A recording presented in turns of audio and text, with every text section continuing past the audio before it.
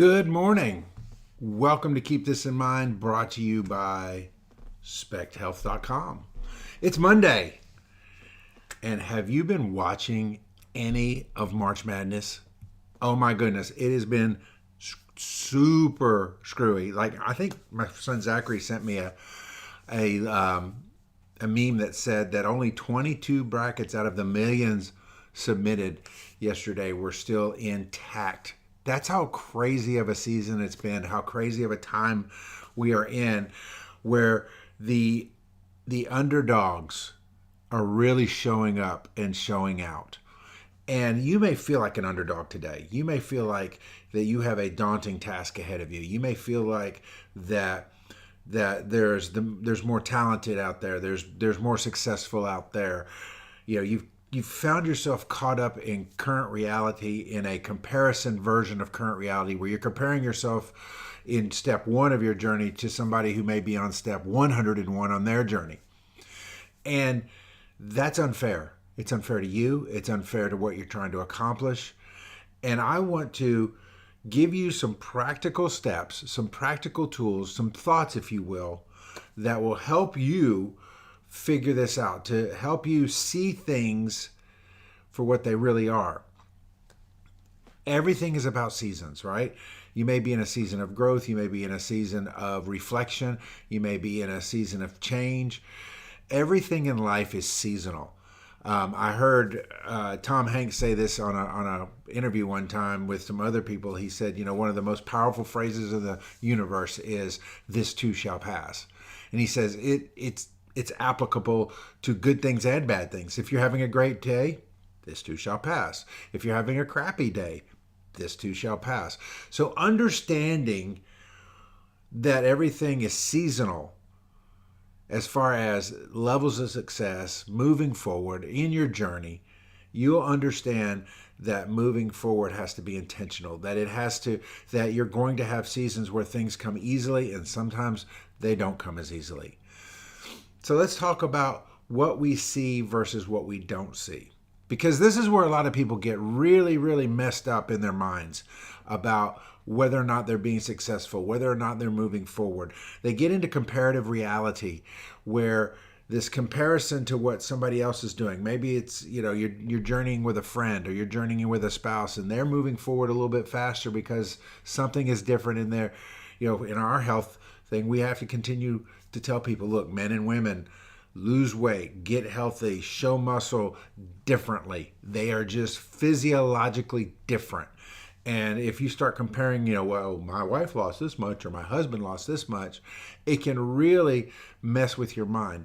The same is true with finances, with business acumen, with personal growth. We all advance at different speeds. We also don't know what the things are that we don't see. Let me explain. So if you've watched The Last Dance, which is the documentary about I think it's the 93 Bulls, and you see the stories about Michael Jordan and how hard he ran practices.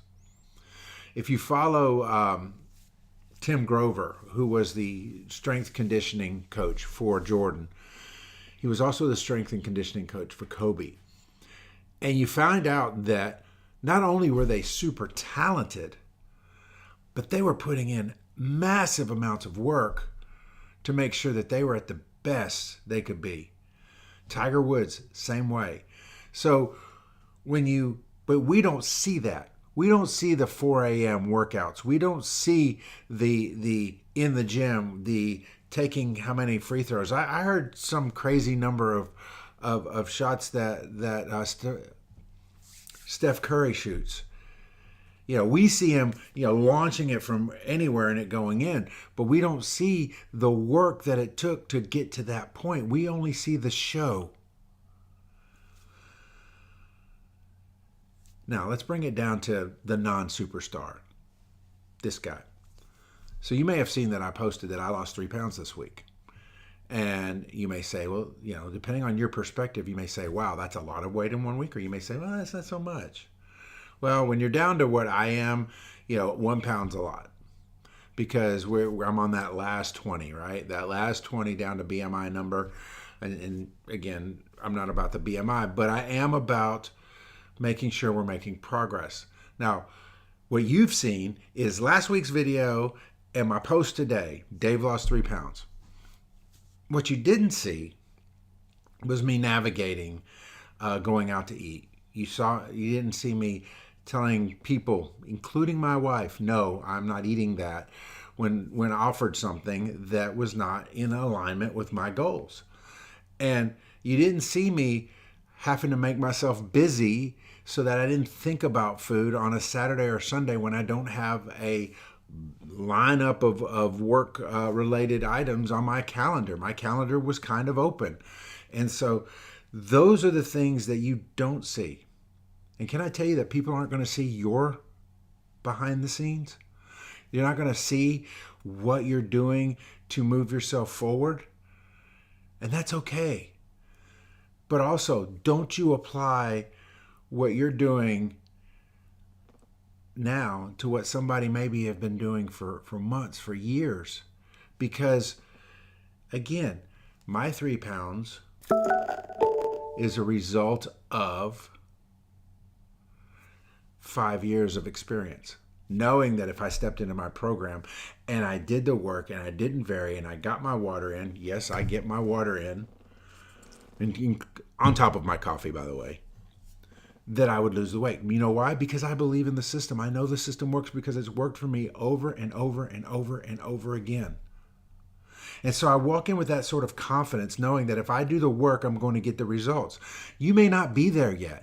You may be saying, David, I haven't tried this thing, or I haven't tried a thing, and I don't walk in with the same level of confidence you do. That's fine.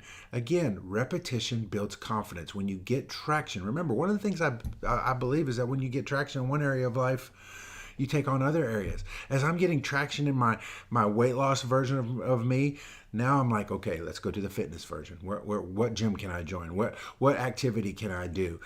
I'm just going to go for a walk. I went for a walk to the mailbox yesterday, or not yesterday, but last week sometime before it got stupid cold and stuff.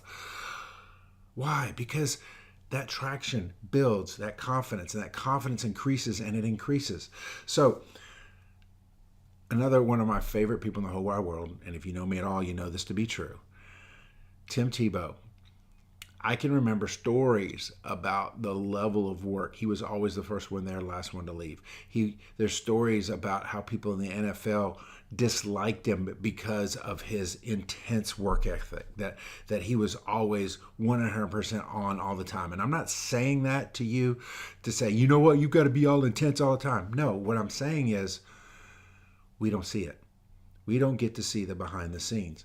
And one thing that Tim Tebow said, I think he was on The Biggest Loser, as a guest, not as a contestant. But he told somebody this, and it just really resonated with me. He said, hard work beats talent when talent doesn't work hard.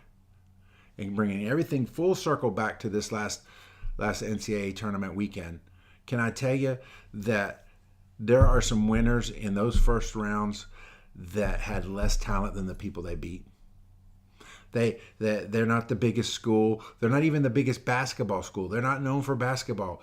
But yet here they are moving forward in the tournament because they believed in something and they were willing to put in the work. So now I have to ask you this question today. Are you willing to put in the work? Are you willing to up your game in some area of your life? Are you willing to do the behind the scenes things when it's time to, when you want to be on the struggle bus, when you want to be checked out, when you don't want to do the things? Will you do the hard work? Because at that point, the talent level of those around you doesn't matter as much. Because one thing talented people generally do is they waste their talent by not doing the hard work. And they never elevate from star to superstar because they're not willing to do the work, because it came so easy to them for so long. If you really think about it, let's go to Tiger Woods. He is making himself a PGA level player after these 2 accidents. I mean, it was amazing that he came back the first time, but now he's come back this second time. And if you watch his documentary, you'll find that he's kind of a extreme fitness junkie anyway. But the thing is, he has no reason to try to make these comebacks other than the internal drive to always be better or the best in what he does. He could have taken his talent and squandered it and been an okay golfer. But he didn't. He does the hard work on his game, aside from all the other garbage, but on his game, in his zone, in his lane, I would go as far as to say nobody works harder. He put his talent and his hard work together, and it created a superstar. What are you willing to do to put your talent and your hard work together? Because I believe whatever you put your mind to, you can become great at it. You just have to decide it's time. God bless.